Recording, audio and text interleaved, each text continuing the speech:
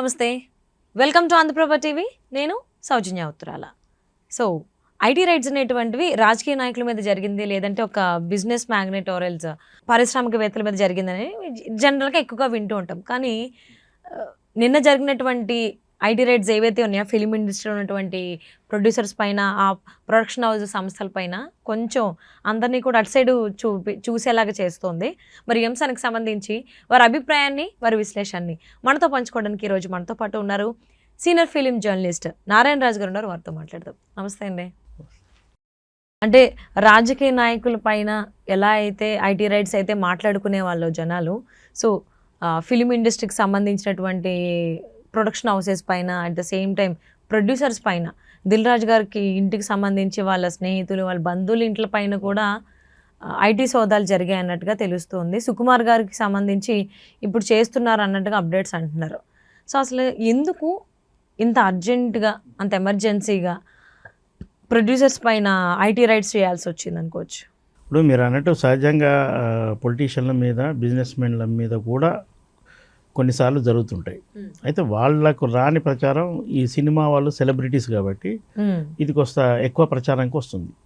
అయితే అక్కడ ఇతర రంగాల్లో వ్యక్తుల మీద లేదా ఒకటి రెండు సంస్థల మీద జరుగుతుంది. ఈ ఫిలిం ఇండస్ట్రీకి వచ్చేవరకల్లా number of producers, technicians, co producers, ఈ సినిమాలకు ఫైనాన్స్ చేసిన వాళ్ళ మీద కూడా ఈ రైడింగ్ జరగడం వల్ల అది కూడా సుదీర్ఘంగా, అంటే సంక్రాంతి ఫెస్టివల్ హడావుడి ముగిసాక ఈ రైడింగ్ అనేది జరుగుతూ 48 గంటల వరకు, అంటే ఆల్రెడీ వన్ డే సహజంగా జరుగుతుంటుంది, అర్ధరాత్రి అయ్యాక వెళ్ళిపోతుంటారు. కానీ మర్నాడు కూడా ముందు రోజు దొరికిన కాగితాల ఆధారంగా మిగతా వాళ్ళకు కూడా విస్తరించడం అనేది ఇది చాలా తక్కువ సందర్భాల్లో జరుగుతుంటుంది. ప్రస్తుతం మనం 2025లో ఇది మొదటి బోనీగా మనం చెప్పుకోవచ్చు. ఆ ఐటీ రైడ్లో సహజంగా ఐటీ రైడ్స్ చేశాక అధికారులు ఎవరు మీడియా ముందుకు వచ్చి మాకు ఇవి దొరికింది, ఇంత దొరికింది, లెక్కలు తప్పున్నాయి, పలానా చెక్స్ ఉన్నాయి, క్యాష్ దొరికింది, ఇలాంటి విషయాలు ఏం చెప్పరు. ఒక లీకేజ్ లాగా వస్తుంటుంది, అదే దాన్ని మీడియా ప్రసారం చేస్తుంటుంది. అయితే మీరు అన్నట్టు దిల్ రాజు మిగతా వాళ్ళ మీద జరిగిన దాడుల గురించి పూర్తి సమాచారం ఇంకా రావాల్సి ఉంది. సో అంటే ఇప్పుడు ఫస్ట్ దిల్ రాజు గారిని ఎందుకు ఫోకస్ చేశారు అనుకోవాలి? ఇప్పుడు దిల్ రాజు మీద రైడ్ అని ప్రత్యేకంగా మనం అనుకోవడానికి వీల్లేదు. ఎందుకంటే గతంలో కూడా ఆయన మీద 2-3 సందర్భాల్లో జరిగాయి. ఇది మొదటిసారి కాదు. దిల్ రాజు అనేది ఒక విధంగా చెప్పాలంటే ఐటీ డిపార్ట్మెంట్గా ఆయన రెగ్యులర్ కస్టమర్ లాగా ఉన్నాడు. చాలా సందర్భాల్లో జరిగాయి. ఇది మొదటిది కాదు.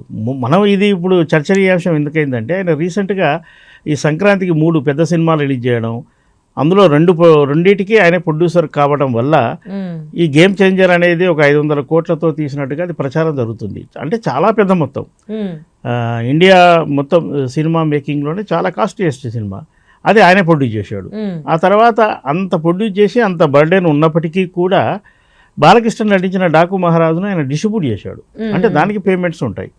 ఆ తర్వాత సొంతంగా తీసిన సంక్రాంతికి వస్తున్నాం అనే సినిమాను ఎలాంటి ఇబ్బంది లేకుండా రిలీజ్ చేశాడు. ఈ 3 అంటే గేమ్ చేంజర్ మినహాయిస్తే మిగతా మంచి రెవెన్యూ తెస్తున్నాయి. ఇది దానికి సంబంధించిన వ్యవహారాలు, లెక్కలు, పైగా అతను రీసెంట్గా ఎఫ్డీసీ చైర్మన్గా కొత్త బాధ్యతలు కూడా తీసుకున్నాడు. చాలామంది నిర్మాతలకు ఆయన తలలో నాలుకలా కూడా ఉంటాడు. అతను ఒక పాపులర్ ఫిల్మ్ మేకర్గా అందరి దృష్టిలో ఆకర్షించాడు. ఈ నేపథ్యంలో ఆయన తీసిన సినిమాలు కావచ్చు, ఆయన పంపిణీ చేసిన సినిమాలు కావచ్చు, ఈ కారణం చేత బహుశా రైట్స్ జరిగి ఉంటాయి. అంటే ఆయనకి ఇంకా వేరే కంపెనీస్ కూడా ఉన్నాయి. ఆయనకు సంబంధించినటువంటి కన్స్ట్రక్షన్ కంపెనీ పైన కూడా ఫోకస్ చేశారు ఐటీ అధికారులు అన్నట్టుగా అంటున్నారు. కన్స్ట్రక్షన్ కంపెనీ అనేది ఆయన కొత్తగా పెట్టింది కాదు, చాలా కాలం నుంచి అది రన్ చేస్తున్నది. దిల్ రాజు మాత్రమే మనకు కనపడతాడు. దిల్ రాజు వెనక ఆయనకు బంధువులు అందరూ సపోర్ట్గా ఉంటారు. ఆయన కుమార్తె కూడా గత 2-3 సంవత్సరాలుగా ఆయన ఆ ప్రొడక్షన్లో ఇన్వాల్వ్ అవుతుంది, కీలక పాత్రధారి. ఆయన బ్రదర్ సన్ కూడా, అతను కూడా హన్షిత్, అతను కూడా ఇంపార్టెంట్ రోలు. అలాగే ఆయన వైఫ్ కూడా సినిమా నిర్మాణంలో భాగస్వామిగా ఉంటుంది. అయితే ఈ కన్స్ట్రక్షన్ కంపెనీలో అతనికి వేరే పార్ట్నర్స్ కూడా ఉన్నారు. కాబట్టి దిల్ రాజు అక్కడ ఓనర్, ప్రొపరేటరే, ఇక్కడ ప్రొపరేటరే. అంటే ఇప్పుడు చాలా ప్రొడక్షన్ హౌసెస్ భారీ చిత్రాలను నిర్మించడం జరిగింది. సో వాళ్ళ మీద కూడా ఐటీ దాడులు జరుగుతున్నాయని అనుకుని పక్కన పెట్టుకుంటే, సో ఎందుకంటే ప్రొడ్యూసర్స్ కాబట్టి వాళ్ళ మీద ఫోకస్ చేశారనుకోవచ్చు. బట్ డైరెక్టర్ సుకుమార్ ఇంట్లో కూడా ఐటీ దాడులు జరుగుతున్నాయని అంటున్నారు. సో అంటే యాజ్ ఏ డైరెక్టర్గా వర్క్ చేసిన సుకుమార్ గారి పైన ఎందుకు ఐటీ దాడులు జరిగినట్టు మనం అర్థం చేసుకోవాలి? కొంతకాలం క్రితం వరకు కేవలం ఆయన డైరెక్టర్గానే ఉన్నాడు. ఇప్పుడు రీసెంట్ పుష్ప 2కు కూడా అతను ఓన్లీ డైరెక్టర్. కానీ ఆ సినిమా మేకింగ్లో కానీ ఆ సినిమాకి వచ్చే లాభాల్లో కానీ ఆయన పార్ట్నర్. ఆయనకు పార్ట్నర్షిప్ అందులో ఉంది అన్న విషయం అందరికీ తెలుసు.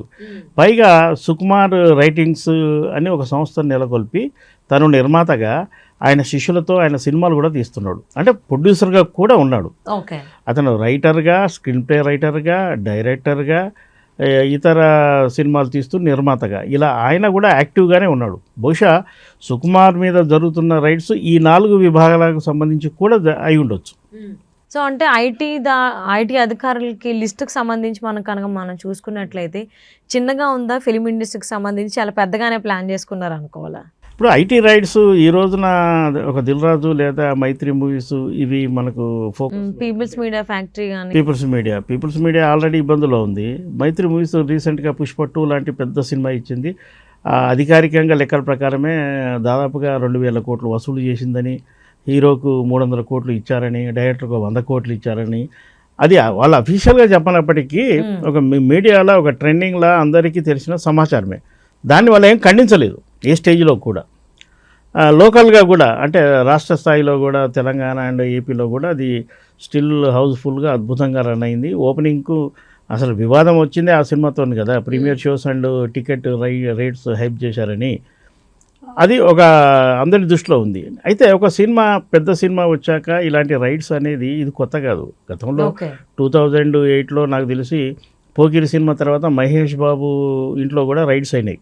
ఆ సినిమాకు మరి మీరు అడగొచ్చు ఆ సినిమాకి ఆయన హీరో కదా అని. కానీ అందులో ఆయన భాగస్వామిగా ఉన్నాడు. ఆయన sister Manjula one of the partner. అదే టైంలో నాగార్జున మీద, రవితేజ మీద అండ్ ఆఖరికి యాంకర్ సుమ మీద కూడా రైట్స్ జరిగినాయి. ఐటీ వాళ్ళు ఏ క్యాల్కులేషన్లో ఈ ఐటీ రైట్స్ చేస్తారనేది మనకు స్పష్టంగా తెలియదు.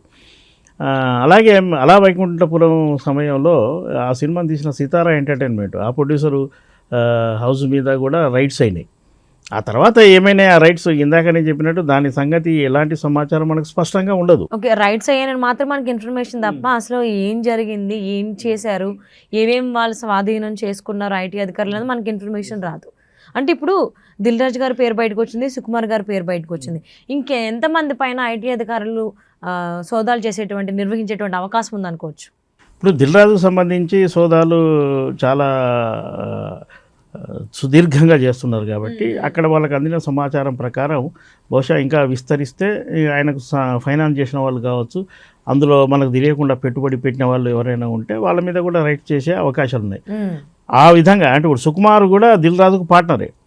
దిల్ రాజు ప్రొడక్షన్ హౌస్లో Sukumar writings and Dil Raju productions కలిపి సినిమాలు తీసిన సందర్భాలు ఉన్నాయి. అంటే దిల్ రాజులు అటాక్ చేయడం వల్ల అవి బయటకు వచ్చి ఉంటాయి. లేదా మైత్రి మూవీస్ మీద రైట్ జరిగింది కాబట్టి మైత్రి ఇప్పుడు ఫిల్మ్ ఇండస్ట్రీలో ఎక్కువ సినిమాలు తీస్తున్న సంస్థ మైత్రియే. ఆ తర్వాత దిల్ రాజు, ఆ తర్వాత పీపుల్స్ మీడియా, తర్వాత సితారా ఎంటర్టైన్మెంట్. ఈ నలుగురే యాక్టివ్గా ఉన్నారు. నెంబర్ ఆఫ్ మూవీస్ చేస్తున్నారు. ఒక సినిమా పూర్తయ్యాక ఇంకో సినిమాని కాకుండా ఎట్ ఏ టైం 3-4 సినిమాలు ప్రొడక్షన్ చేస్తున్నారు. దీనికి మామూలు ఖర్చు కాదు, ఇది చాలా ఖర్చు అవుతుంది. మరి ఈ రెవెన్యూ వీళ్ళకి ఎక్కడ వస్తుంది, ఎక్కడి నుంచి వస్తుందన్న అనుమానం ఆ డిపార్ట్మెంట్ వాళ్ళకు వచ్చి ఉండొచ్చు. నిజానికి జిఎస్టీ అనేది అమలయ్యాక జిఎస్టీ ఎగ్గొడుతున్నారనే ఆరోపణలు చాలామంది మీద వచ్చాయి. కొద్ది సంవత్సరాల క్రితం, నాకు తెలిసి ఒక 2 సంవత్సరాల క్రితం జిఎస్టీ అధికారులు, ఇన్కమ్ ట్యాక్స్ డిపార్ట్మెంట్ వీళ్ళందరూ కలిసి తెలుగు సినిమా నిర్మాతలతో ఒక సమావేశం నిర్వహించారు. ఓకే, జిఎస్టీ మేము మీ వైపు చూడొద్దంటే మీరు ఏమేం చేయాలి అన్న విధంగా దానికి కలిసి వివరంగా చాలా అధికారులందరూ వివరించారు. నిర్మాతలకు ఉన్న డౌట్స్ కూడా అక్కడ వాళ్ళు అడిగారు, వాళ్ళు వివరించారు. అయినప్పటికీ ఈసారి జరుగుతుంది.